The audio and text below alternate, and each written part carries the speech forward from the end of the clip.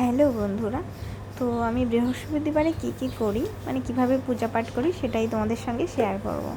তো দেখো, আমি স্নান করে রেডি হয়ে গেছি, এবার পুজো দিতে যাব। আমি চলে এসেছি, আবার পুজোয় বসবো। এবার প্রথমেই মা লক্ষ্মীকে স্নান করিয়ে নেব। আর আমি প্রথমে জল তুলে নিচ্ছি, আর তারপর মা লক্ষ্মীকে নিয়ে এসে স্নান করাবো। গয়নাগুলো খোলা হচ্ছে, তারপর মুছিয়ে মানুষটিকে একদম জামা কাপড় পরিয়ে সিঁদুর পরিয়ে রেডি করে দিলাম। তারপরে দেখো গোপু সোনা এবং রাধা গোবিন্দকেও স্নান করিয়ে নিচ্ছে।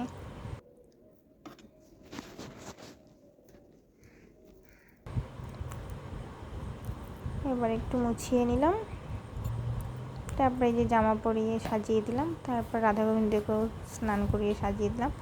এবার ঘট বসাতে হবে।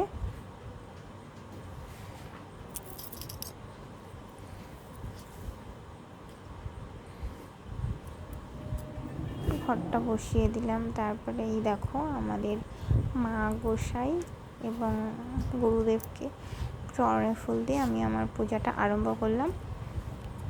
এখানে আমার যোগু, সুভদ্রা এবং বলরামকেও পুজো করে নিলাম। তো তোমরা দেখে জানিও তোমাদের কেমন লাগছে ভিডিওটা।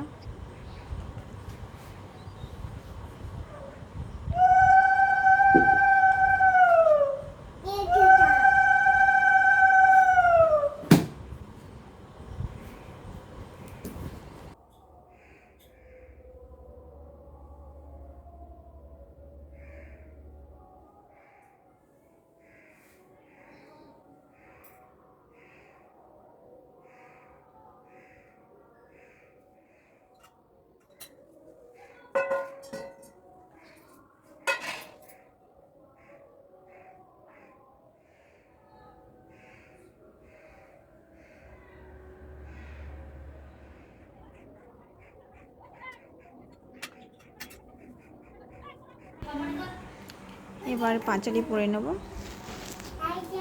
পাঁচালি পরে আমি আমার পুজো সমাপ্ত করলাম। তোমাদের ভিডিওটা কেমন লাগলো অবশ্যই জানিও, আর ভালো লাগলে অবশ্যই লাইক কমেন্ট শেয়ার করে দিও। সবাই ভালো থেকো, সুস্থ থেকো। টাটা সবাই।